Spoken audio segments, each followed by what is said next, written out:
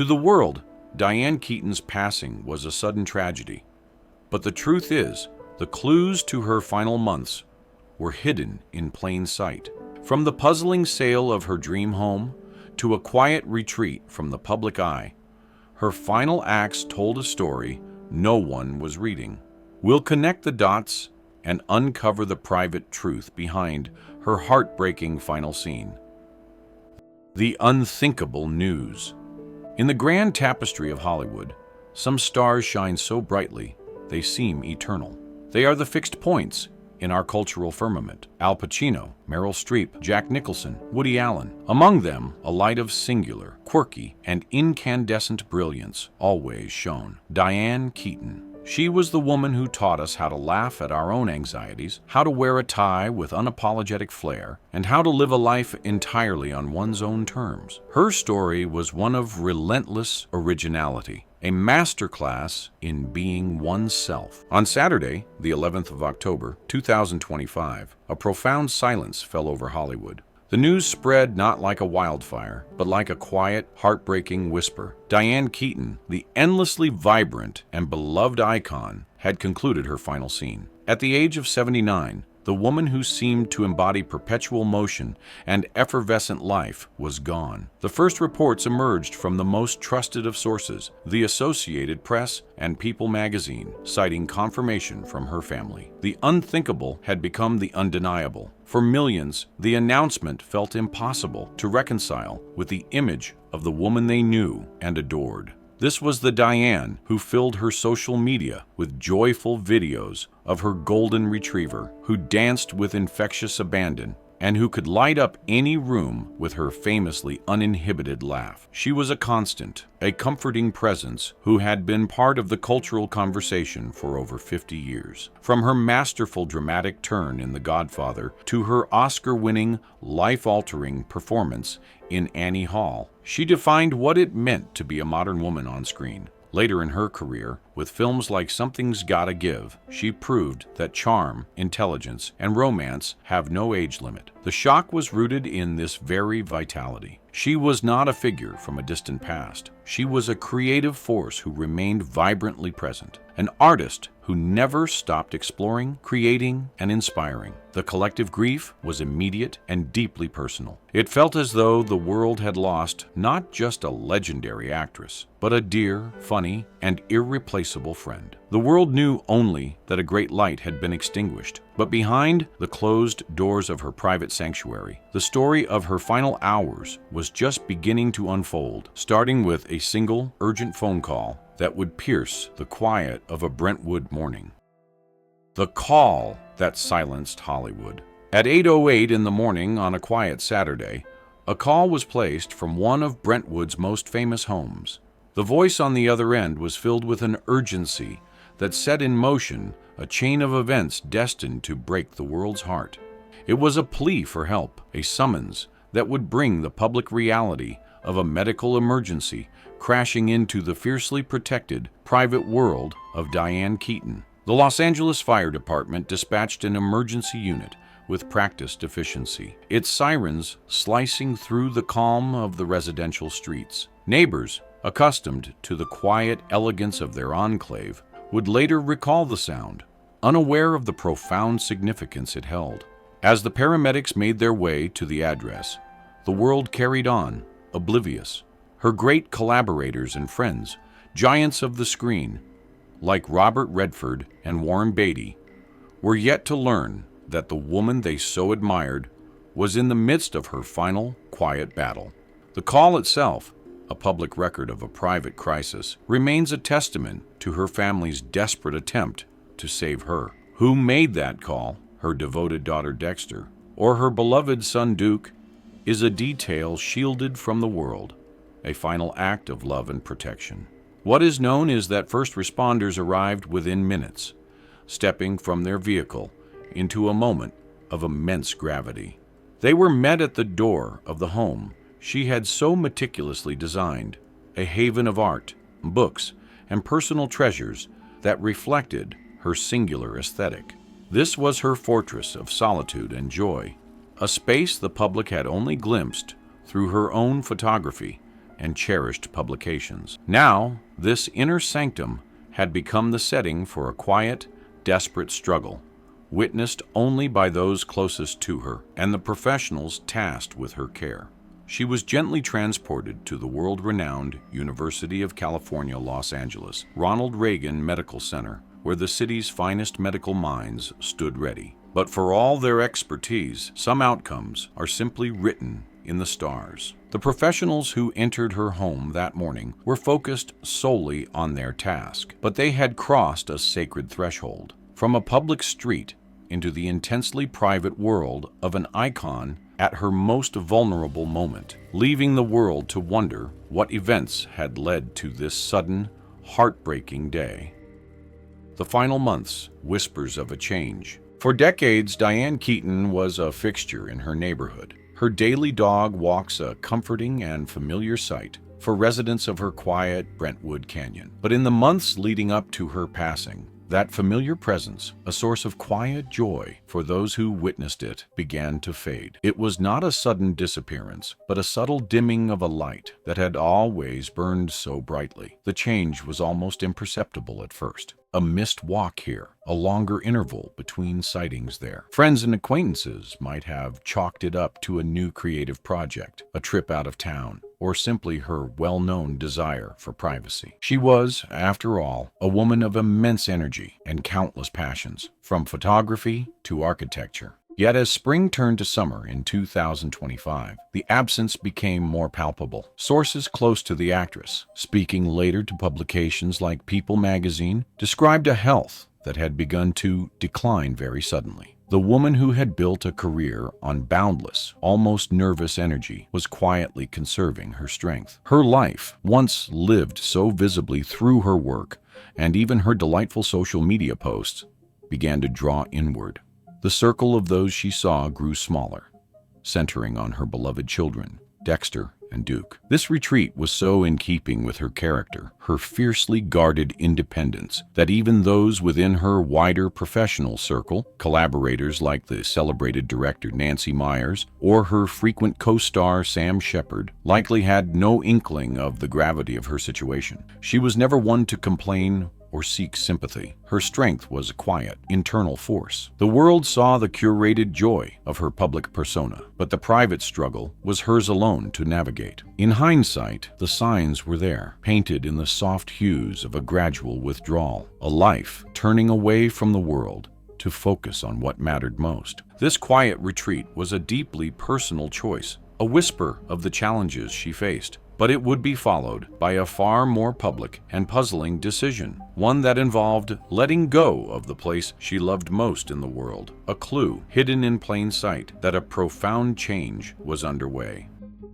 Selling a dream, saying goodbye. In March of 2025, a surprising listing appeared on the exclusive Los Angeles real estate market. It was Diane Keaton's beloved home, a sprawling rustic industrial masterpiece she had meticulously designed and built from the ground up, a place she had once vowed she would never leave. For those who followed her career beyond the silver screen, this was more than just a property sale. It was a deeply puzzling and poignant event. Diane's passion for architecture was legendary, a creative pursuit as integral to her identity as acting or fashion. She had chronicled her design journey in celebrated books, sharing her love for reclaimed wood, exposed brick, and the dramatic interplay of light and space. You can see her vision written in the steel beams she sourced herself and feel it in the rough texture of the brick walls she insisted on leaving exposed. This particular house was her magnum opus, the physical manifestation of her unique aesthetic,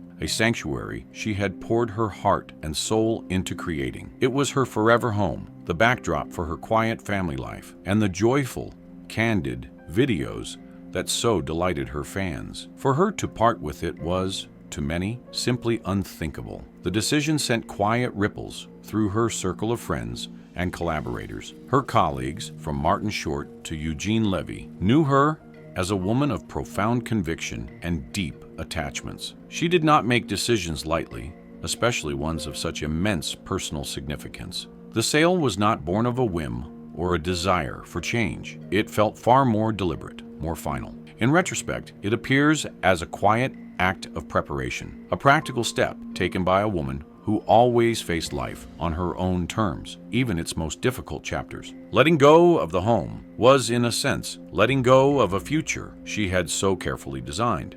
It was a move that spoke not of a new beginning, but of a quiet, graceful acceptance of an ending, a way of putting her world in order with the same meticulous care she put into every frame of a photograph and every room she ever designed. To understand why parting with this house was a signal of such profound finality, one must understand that Diane Keaton was more than an actress. She was a builder of worlds, an artist whose creative life extended far beyond the camera's lens. More than an actress, the artist within. While the world knew her for the characters she played, Diane Keaton lived a rich, creative life far beyond the movie set. She was a photographer, an author, a passionate architectural preservationist, and a director, an artist with an insatiable curiosity that could not be contained by a single medium.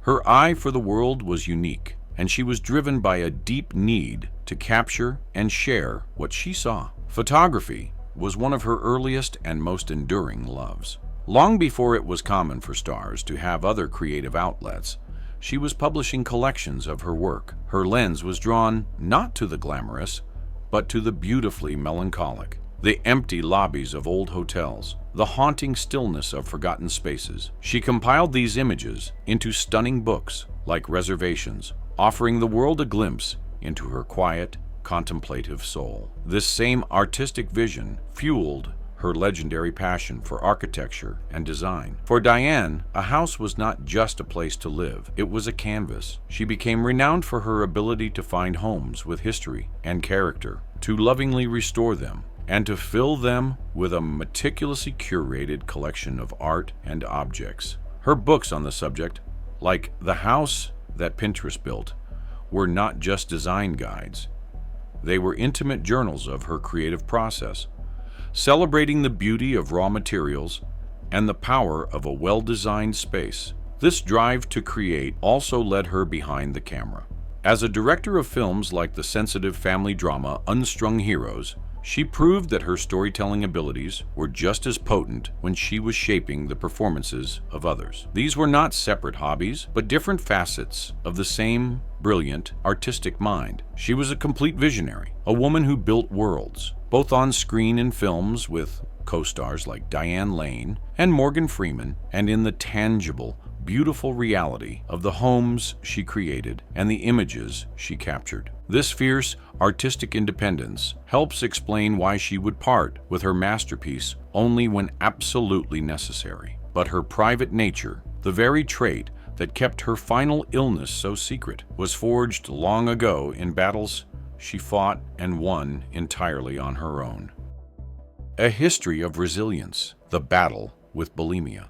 Long before she was a Hollywood star, Diane Keaton was a young woman from California trying to find her place in the overwhelming world of New York City. In her deeply moving memoir, she revealed a secret battle that shaped her for decades, a private and painful struggle with bulimia. With astonishing candor, she described a period in her late teens and early 20s when, as a student at the neighborhood playhouse, the pressure to succeed and the desire to fit a certain ideal consumed her. For nearly 5 years, this formidable challenge remained hidden behind her quirky charm and burgeoning talent. Not even her closest collaborators, including Woody Allen, with whom she was building one of cinema's most legendary partnerships, were aware of the depth of her struggle. This was a battle she fought in secret, a testament to her profound ability to compartmentalize her private pain while projecting a persona of effortless, if anxious, originality to the world. She would later write that her work with a therapist, an experience she initially resisted, was what ultimately guided her toward recovery. The process was long and arduous, but it forged within her an incredible resilience and a deep well of empathy that would become the bedrock of her most unforgettable performances. The vulnerability she had felt in her own life became a source of strength in her art. It allowed her to portray characters like Annie Hall or Kay Adams with a raw, relatable humanity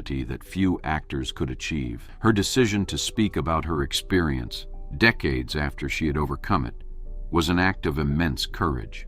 It was not for attention or pity, but to demystify a struggle that so many face in silence. It was another example of Diane Keaton living on her own terms, defining her own narrative, and using her platform to shed light on the complex, often hidden aspects of the human condition. Her victory over this private demon was a testament to her incredible inner strength. But it was not the only health challenge she would face with such quiet courage and grace, a battle that would quite literally shape the iconic image the world came to adore. Underneath the hat, a lifelong foe. Diane Keaton's signature hats were more than just a fashion statement. They were a shield, a stylish piece of armor in a lifelong private war. At the tender age of 21, just as her career was beginning to blossom, she received a diagnosis that would follow her for the rest of her life. Skin cancer. It began with a basal cell carcinoma, a diagnosis she received with a pragmatism that would come to define her. This was not a secret she hid in shame, but a reality she managed with vigilance and grace. As the years went on, a second, more aggressive form, squamous cell carcinoma, would also require treatment, reinforcing the seriousness of her condition. This was not a battle fought in a single campaign, but a constant state of watchfulness that became a part of her daily existence. The roots of this struggle ran deep within her family history. She spoke openly of her father and her aunt, who had both contended with the same adversary, a genetic inheritance of fair skin that was particularly vulnerable to the California sun she so loved. This intimate understanding of the disease, having seen its effects on her loved ones, instilled in her a profound respect for its power and a steadfast commitment to protecting herself.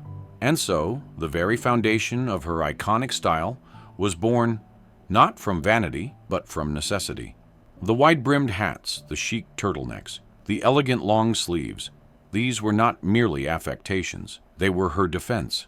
But in the hands of an artist like Diane Keaton, a practical solution was transformed into a revolutionary aesthetic. She took what could have been a limitation and turned it into a declaration of individuality, influencing fashion for generations. Her on-screen partners, from Harrison Ford to Michael Douglas, performed alongside a woman whose unique silhouette became as much a part of her character as her distinctive voice.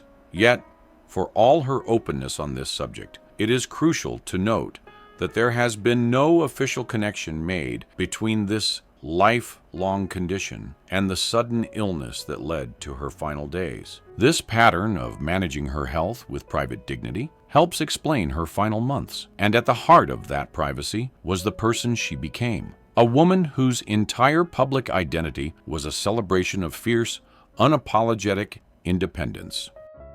A style all her own. From the moment she appeared on screen in Annie Hall, it was clear that Diane Keaton was different. She did not follow fashion. She created a conversation with it, using menswear, hats, and a fearless spirit to build an identity that was entirely her own. With a vintage bowler hat, a man's tie, and a thrifted waistcoat, she turned a simple character's wardrobe into a cultural revolution. It was not a costume designed by a studio. It was an extension of the woman herself, an aesthetic born from her own closet and her singular artistic sensibilities. The look was more than just clothing. It was an attitude. It was a declaration that a woman could be powerful, whimsical, intelligent, and utterly feminine, all at once and on her own terms. It gave an entire generation of women permission to be unconventional, to find beauty in the unexpected, and to dress for themselves and no one else. This was the genius of her style. It was authentic. For the next 5 decades, she remained a beacon of sartorial integrity. While other stars adapted to fleeting trends, Diane cultivated her own timeless look.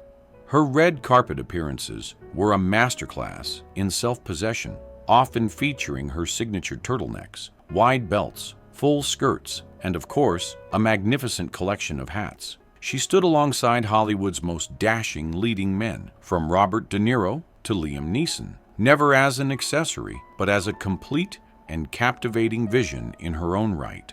Her influence never waned. In her later years, her beloved Instagram account became a source of pure joy, showcasing a woman who still found immense delight in putting together an outfit. Her fashion sense was inextricably linked to her other artistic passions. The same eye that saw the beauty in stark industrial architecture and the poignant humanity in black and white photography was the eye that curated her wardrobe. It was a vision built on structure, contrast, and above all, character. Her wardrobe was her autobiography, written in fabrics and silhouettes. And that story of independence was lived just as boldly in her private life, away from the cameras and the red carpets. The great loves, the independent heart. Her romances were the stuff of Hollywood legend, with leading men whose names defined an entire era of cinema. Yet the woman who was a muse to so many, who embodied romantic comedy for a generation, ultimately chose a different path, one without a walk down the aisle. Her great loves were not secrets, but epic chapters in her life, each a partnership with a creative giant. There was Woody Allen, the brilliant and neurotic auteur with whom she shared a profound personal and professional bond that resulted in some of the most iconic films of the 1970s. Theirs was a love story that transformed into one of Hollywood's most enduring friendships, a testament to a connection that transcended romance. Then came Warren Beatty, the charismatic and enigmatic superstar, a meeting of two fiercely intelligent and independent forces.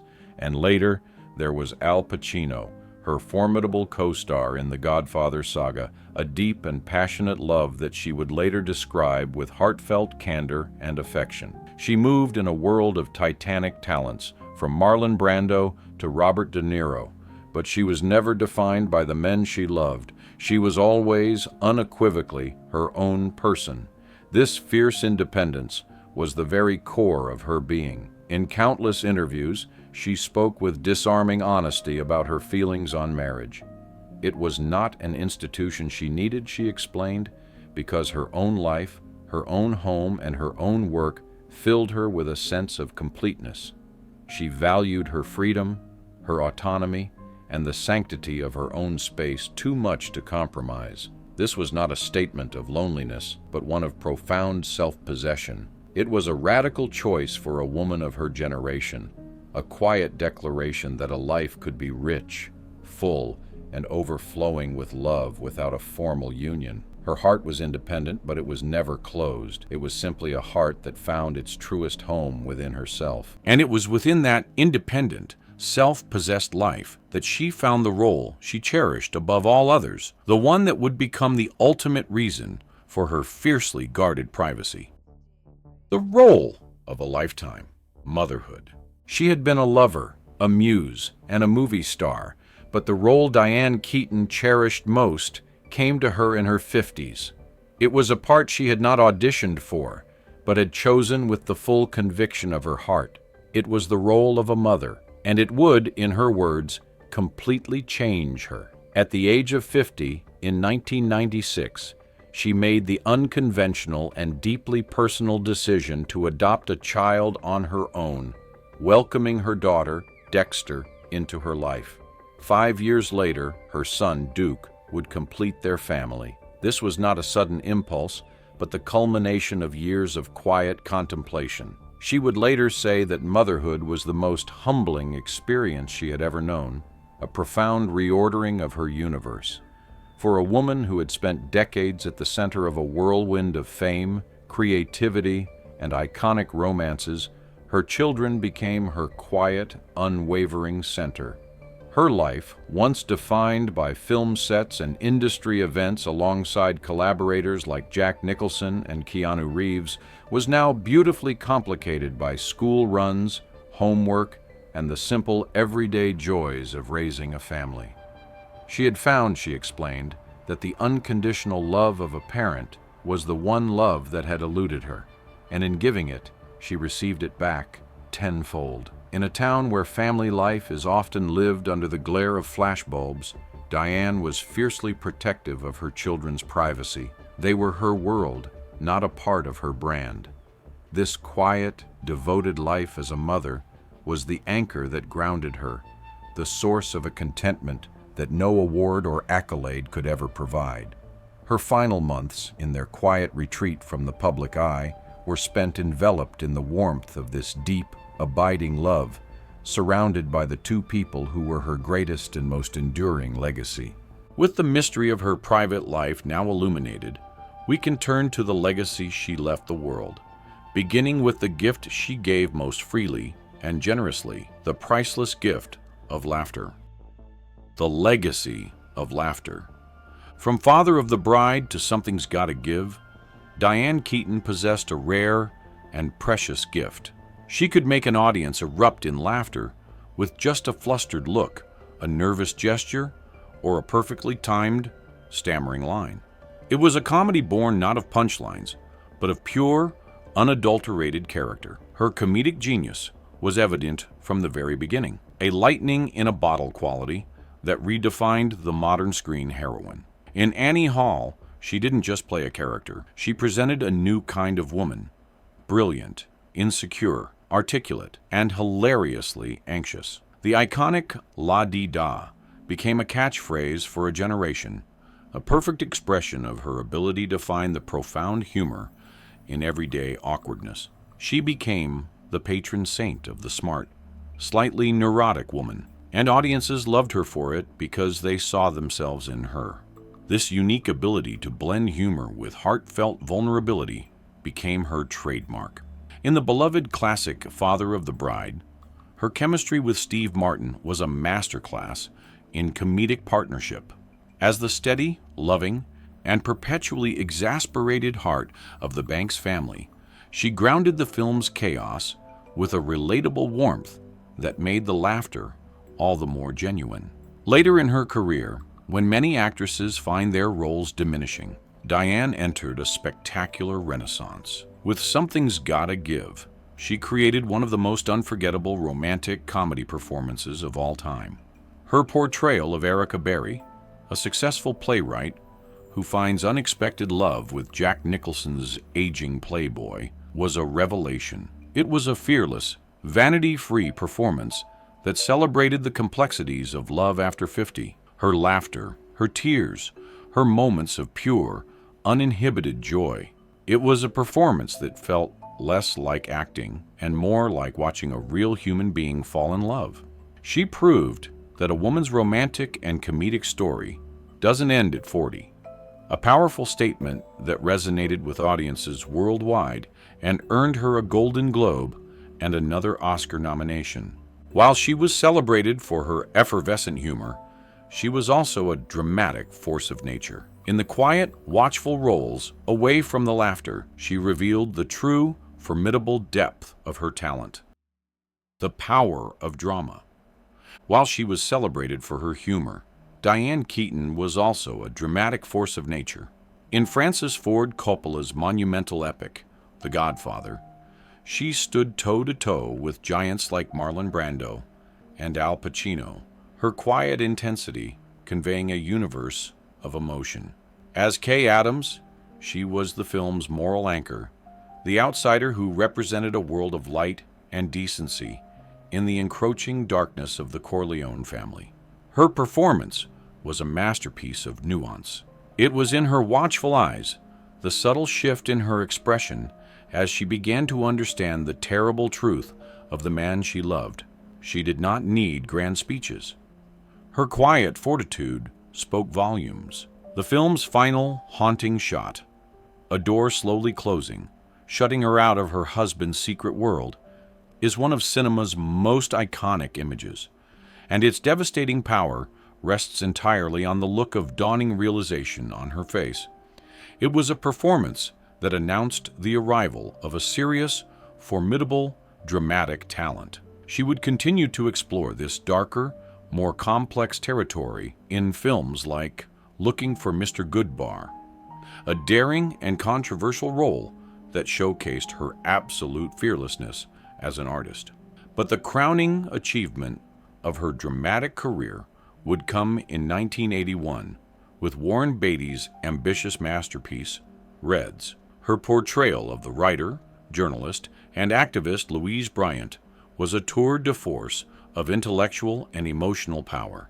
It was a role that required her to be brilliant, passionate, fiercely independent, and profoundly vulnerable. She was not merely the love interest. She was the film's co-protagonist, an intellectual equal navigating the turbulent currents of love, art, and revolution. For this magnificent, sprawling performance, the Academy of Motion Picture Arts and Sciences awarded her the Oscar for Best Actress, the industry's highest honor. It was the ultimate recognition that behind the la-di-da and the quirky charm was one of the finest, most versatile actors of her generation. This incredible body of work earned her the adoration of audiences. But it was the woman behind the roles who earned the deep, abiding love of her peers.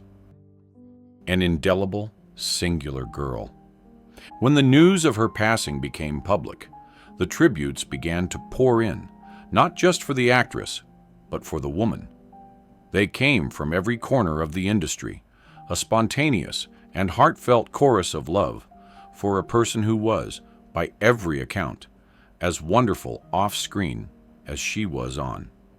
Her friends and colleagues spoke of a person who was hilarious, original, and completely without guile.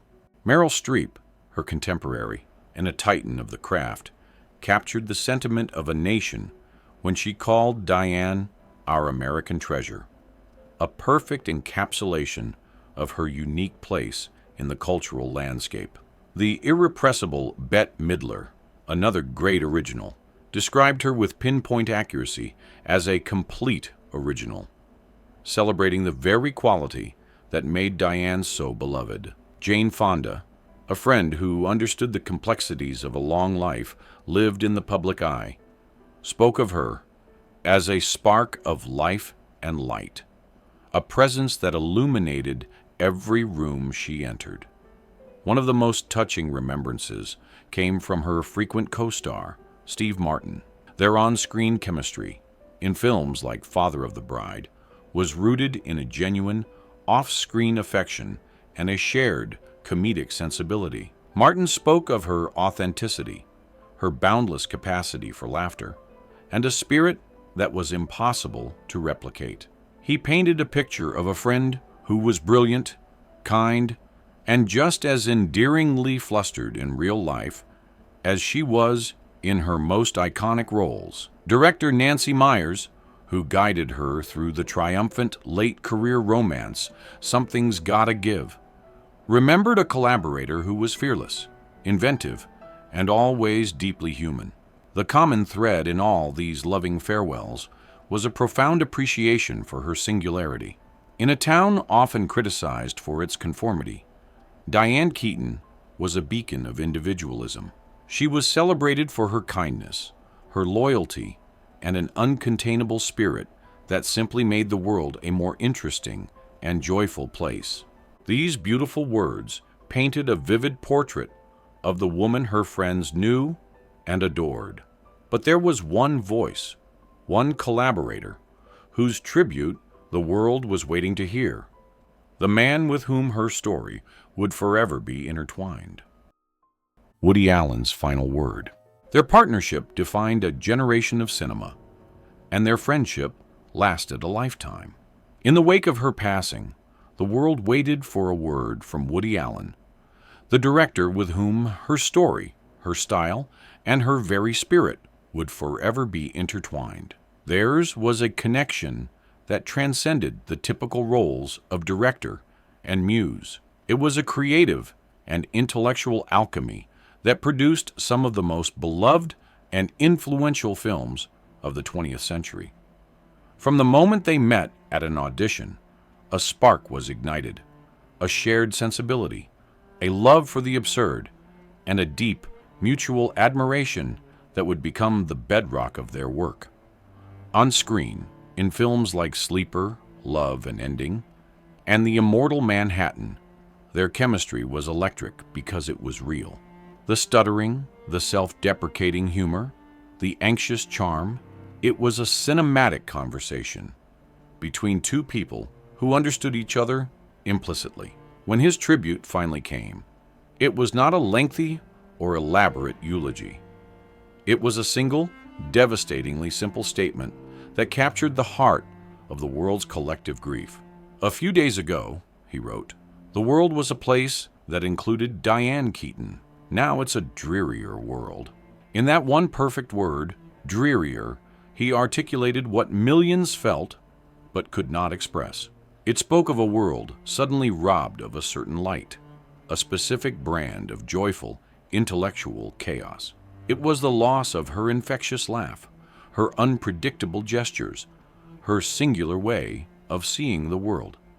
His words were the final, poignant postscript to their legendary collaboration on Annie Hall, a film that was not just her story, but in many ways, their story.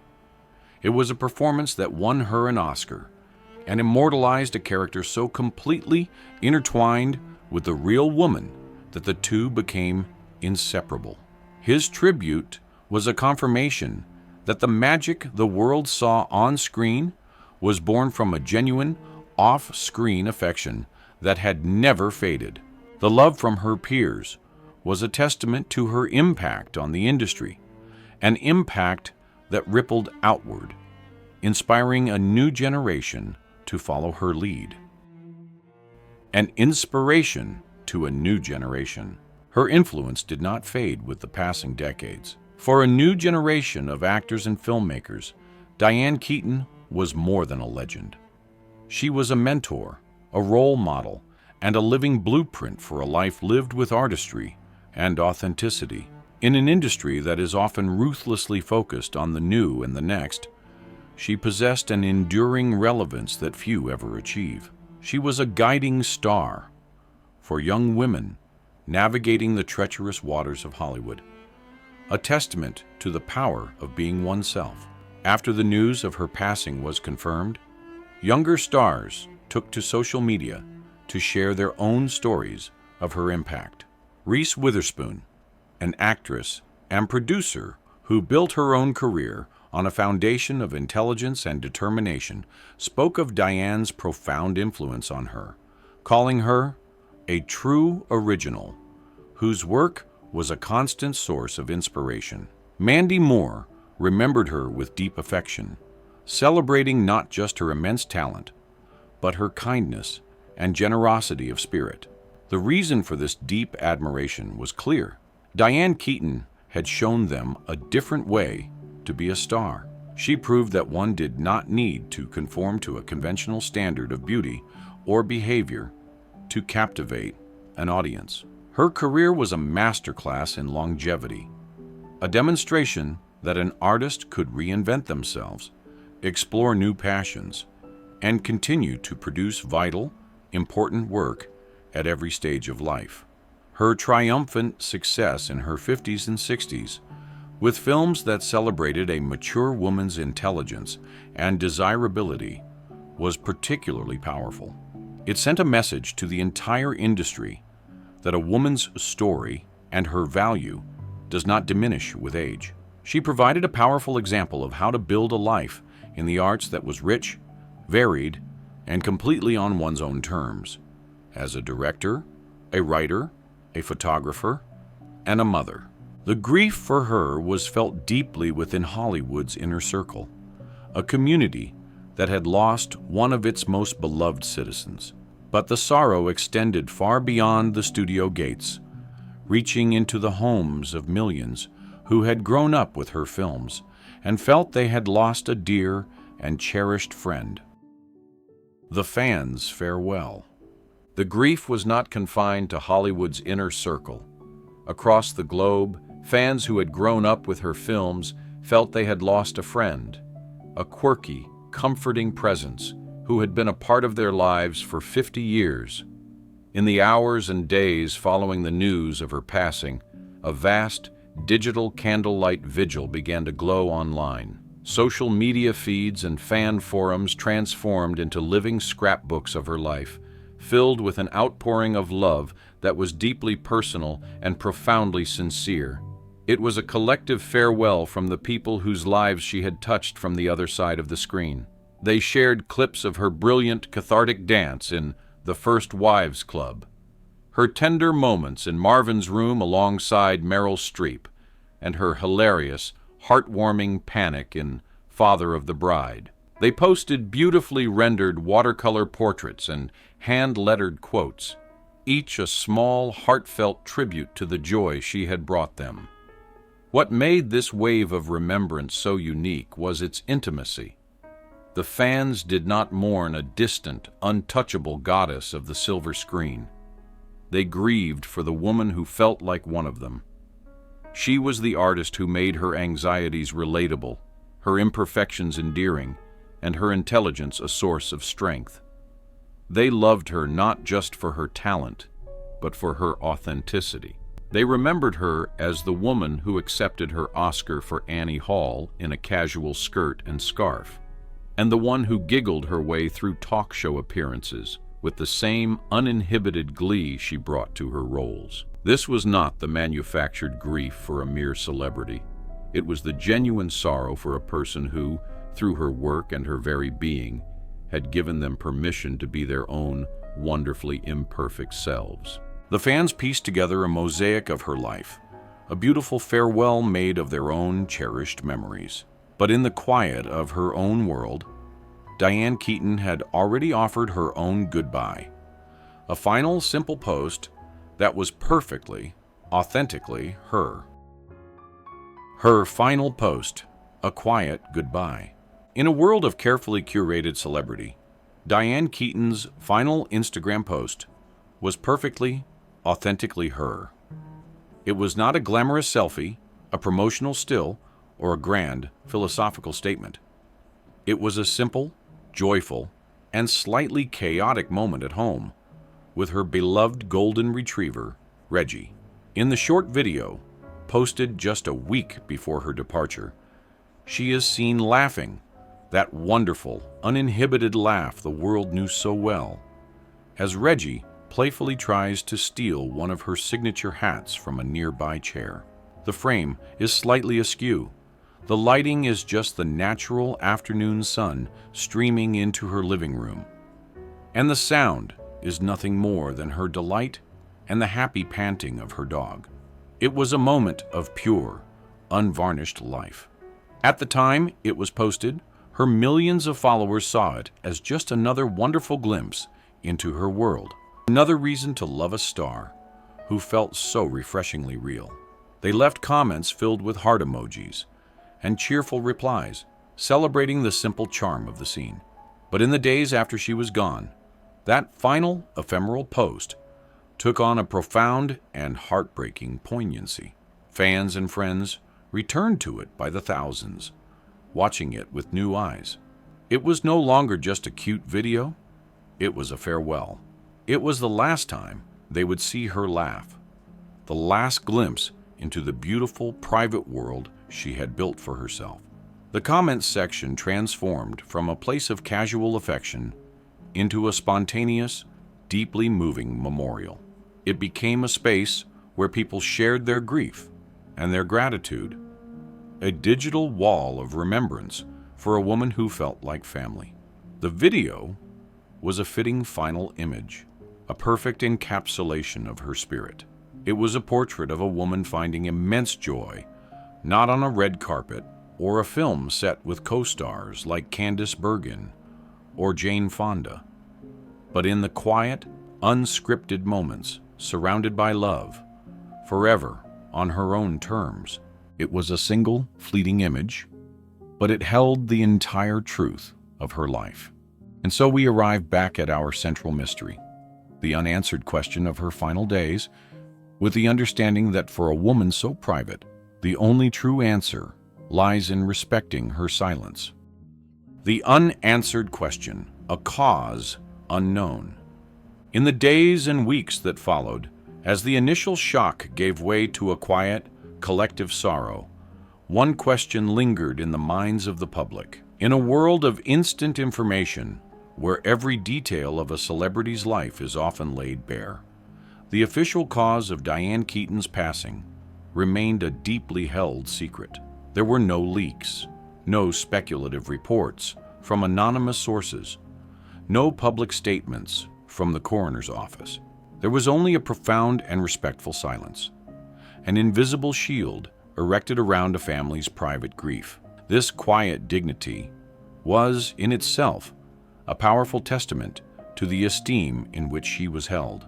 The very machinery of celebrity news, which so often churns with insatiable curiosity, seemed to pause in deference to her memory and her family's wishes. Her colleagues, from the legendary directors like Francis Ford Coppola, who guided her early career, to the contemporary talents who admired her from afar, understood this need for discretion.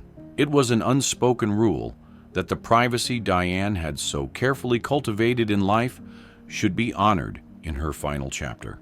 The world knew the essential facts: a sudden decline, an emergency call, a heartbreaking loss. But these specifics, the clinical details that so often become public record, were kept within the sanctuary of her family. This final, unanswered question was perfectly in character for a woman who was always, in some way, an enchanting enigma. She had shared so much of herself through her work, through her art, and through her candid writing. Yet she always kept a small, essential part of herself back, a private core that was not for public consumption. She was a star who invited you in, but only so far. And so it felt fitting that her story should end not with a definitive, clinical explanation, but with a touch of mystery, leaving the world to remember the vibrant life she lived rather than the particulars of her departure. The ultimate resolution, then, is not found in a medical chart, but in the indelible mark she left on the world, a legacy of light that will never fade. An enduring light. How do you measure the legacy of a star like Diane Keaton? It is not just in the Oscar won or the box office returns, but in the laughter she created, the styles she inspired, and the courage she gave others to be unapologetically themselves. Her contribution to cinema and to the wider culture is a rich and beautiful tapestry woven from threads of humor, intelligence, and a fierce, unyielding originality. Her legacy begins with a revolution in a waistcoat and a tie. With Annie Hall, she did more than create an iconic look. She redefined the very silhouette of the modern woman, proving that style was not about following rules, but about expressing the soul. That single brilliant act of self-expression has echoed through the decades, a permanent part of our fashion lexicon. But her impact went far deeper than clothing. On screen, she created a new kind of heroine. Her characters, whether in comedies with Brendan Fraser or in dramas with Liam Neeson, were never simple archetypes. They were brilliant, flawed, anxious, and deeply human. She gave us women who were relatable in their insecurities and admirable in their strength, reflecting the complex reality of a life fully lived. She was the every woman and the singular artist, all at once. Her legacy is also one of profound artistic integrity. In a world that often demands conformity, she built a life on her own terms. As an actress, a director, a photographer, an author, a designer, and a mother, she showed us that a creative life need not be confined to a single path, but can be a grand, sprawling exploration of every passion. She was a true Renaissance woman of the modern age. But perhaps her most enduring legacy is the simple, powerful idea that it is a beautiful and brave thing to be exactly who you are. The curtain has fallen on her final scene, and a world without her laughter is, as Woody Allen so perfectly said, a drearier world. But the spirit of Diane Keaton, that singular, incandescent, and enduring light, will continue to shine, forever preserved in the timeless magic of her films and in the hearts of everyone she inspired to live a little more bravely, laugh a little more freely, and be, above all, an original. Diane Keaton's story is a timeless lesson in living with artistry and authenticity. If this tribute to her remarkable life resonated with you, please show your support by liking this video. To continue celebrating the legends of cinema with us, subscribe to our channel for more stories from Hollywood's golden age.